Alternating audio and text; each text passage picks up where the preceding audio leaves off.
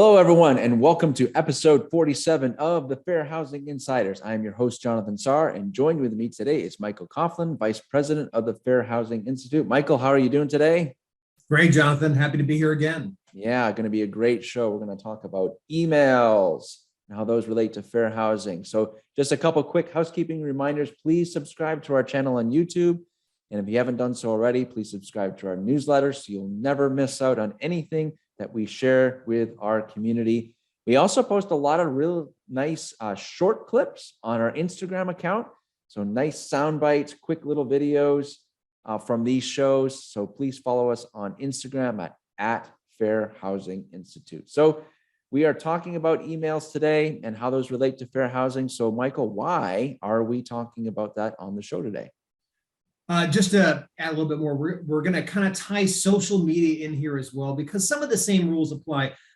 Believe it or not, emails and social media actually do fall under the marketing purview. It doesn't kind of seem like that because when you think marketing, you think ads, you don't really think emails. But any way that you discuss and talk about your property really can be interpreted as marketing your property, whether that's to prospects or to guests or sometimes even to residents. And we all get very comfortable with the way we send emails, but sometimes the way we send personal emails is not appropriate in a personal situation.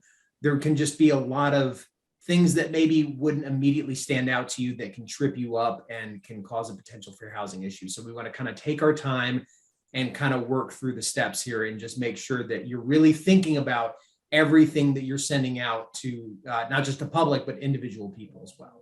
Yeah, very good. Bundle it up, people, into that. Anything that's a digital response, I guess, would probably be a fair description of what we're going to cover today. So let's kind of dive into a couple of questions, Michael. So should property management professionals respond to emails or social media requests in a certain order? What are your thoughts? I don't think I think the most crucial thing to remember is that you absolutely have to respond to all of them. They should not be ignored. I think that's where you're going to get in the largest amount of trouble is when social media or email is ignored and just forgotten. In terms of, I would try to respond to them in the order that they were received. I mean, that's what most of us do in our offices anyway, hopefully, is that we respond to them as we get them. Sometimes we can't always do that right away. It takes time. That's okay. But it is important to kind of keep up to date with that, especially we're going to talk about this a little bit more, but availability is going to kind of become a big trend here when you're talking about direct emails. And if you're not responding in a timely manner, that can get a little confusing sometimes. Likewise, social media, again, should be responding. You should really set up a schedule for that. It's not necessarily that maybe you need to respond every day, but maybe set up a calendar, whoever is responsible for answering those social media responses, say, 2-3 times a week, we're going to go through and answer each one of these in order. So that's a good system to set up. Right. Very good. Yeah, keep it organized. And if I might throw in a couple of nerd thoughts when it comes to social media, often I have seen people, Michael, where they're not even aware that there is a messaging type service associated with the social media platform that they are using to talk about their community. So that's no excuse. So you need to be aware of what you have turned on. And I'm not kidding you, it's everything. It's Google My Business has a messaging application. You need to know whether that's active or not. Facebook is always trying to prompt you to link your business page to a WhatsApp because they want to promote that product. And so you need to make sure your site people haven't, if they are using it, that you're aware of it. So those are just some things to keep in mind when it comes to all these social platforms. And like to your point, Michael, that's a lot to manage when you've got phone calls, now emails, now Messenger, now Facebook, now, it's just, there's a ton out there. So, make sure you keep in touch with all of them. All right. So what are some of the best practices when it comes to responding to prospect emails?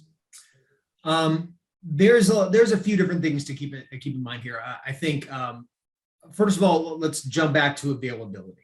Is that you really need to be clear about about the availability of your properties in these emails, and they're sent out. When you send them out, make sure that the availability is up to date.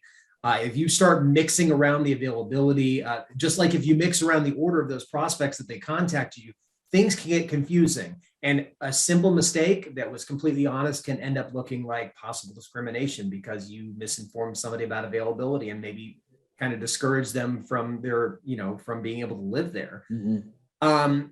I think also really reviewing, and this kind of should be done at a company level, is reviewing your policies for emails. Take a look at your signatures. Make sure that there's nothing in your signatures that could be misconstrued. One of the things that can come up a lot is religious quotes, scripture quotes in emails, or religious symbols.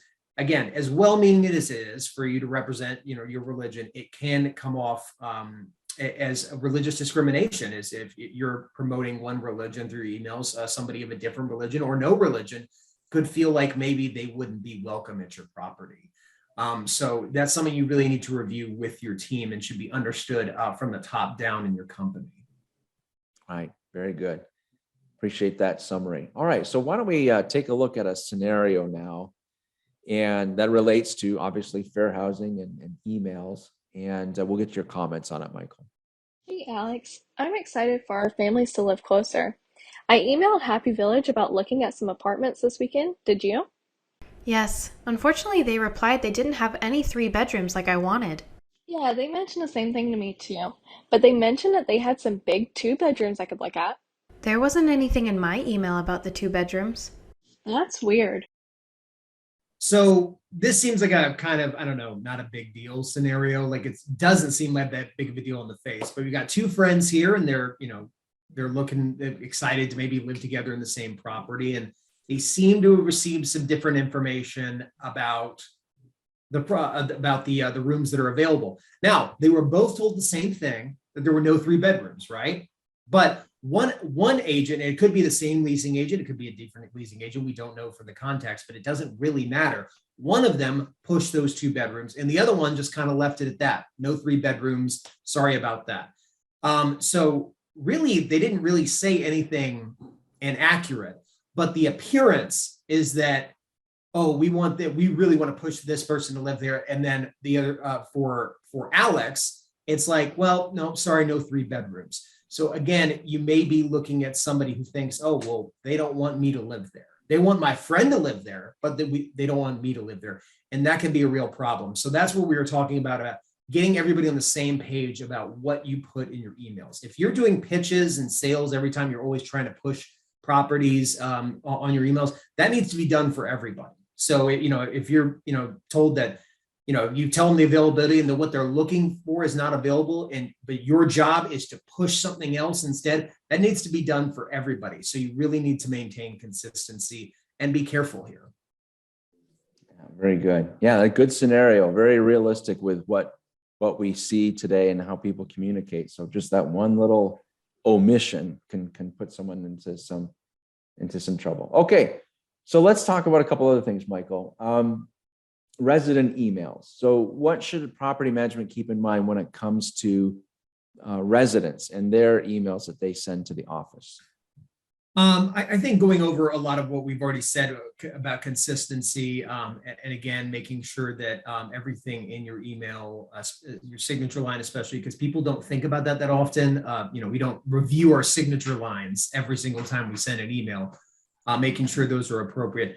But I think we need to remember that emails are, an official form of communication. You're representing your company when you're talking to a resident. And sometimes residents can get hostile. They can use aggressive language. They can try to offend you. And that unfortunately is part of the business, but it's important that you remain patient and professional. Make sure that you really read those emails through. This is a record of your interaction with this resident. And, if there is a fair housing complaint that eventually comes up, then these records will most likely be a part of it. So, you don't want to email anything that, a good way of thinking about it is you don't want to email anything that you wouldn't read in open court. So, make sure that you're really patient with them. You explain your position or try to respond to them in a timely manner to make sure you can take care of whatever the issue is.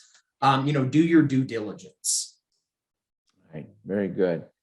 So last topic, we've heard this one a few times from the community, and we all, in non-fair housing type situations, we may use a cookie cutter template, canned type response in emails. So when it comes to property management, though, are canned email social media responses, are they appropriate, and what should be kept in mind when it comes to them? I absolutely think they're great. Again, it's certainly not for every situation, but this is a way of making sure that you have an email statement that's essentially been reviewed and reviewed and reviewed, and it looks good, and it can be used in certain scenarios over and over again, and it's totally appropriate. I think that's perfectly fine. I've used them before in my work. I'd imagine that a lot of people that work with emails use them sometimes. They can be reviewed by a manager, an attorney, just to make sure that they fit with what you want. But not in every scenario. And that's going to become kind of a training thing, and along with some experience, that realizing sometimes that there are emails where maybe a specific word or a specific request stands out, and you realize, okay, I have to address this a little bit more. I have to, really write out this email in order to properly address this problem. I can't, because sometimes a canned email response, when something is very important or they're talking about something very unique, that can kind of seem like you're brushing something under the rug or not paying attention. You certainly don't want to give that impression, but really make sure that you're paying attention to what your residents will say. And if it's appropriate, then a canned response is perfectly fine. Right. Very good. I like what you mentioned too about training, because it's hard to cover every single type of email in just the short span of time on this show. So for our community, be sure that you cover all those typical type emails and have policies in mind. And often people are asking, like, can I still be human? Where can I add my, human touch to it instead of it sounding like a robot? So those are all good things that you should be considering in some additional training sessions, just to make sure that your team is all on the same page. Yeah, absolutely. Jonathan, that's a really good point, actually, is your humanity can be your biggest asset, being able to relate to people properly, especially on social media. I feel like that's, I feel like social media, while you can be professional, you can also have a little bit more fun than maybe you could in the email. And that's perfectly fine. It's just, again, it's a matter of training and experience. And this is something you can absolutely work on with your team is, write out these fake emails from residents, or even use a difficult email from a resident way in the past, and say, like, how would you respond to this? And really, really work through that. And once everybody starts to get more comfortable, then you can actually start to, you can kind of move away from some of the cookie cutter responses and start to be a little bit more natural while still being professional and addressing the issue.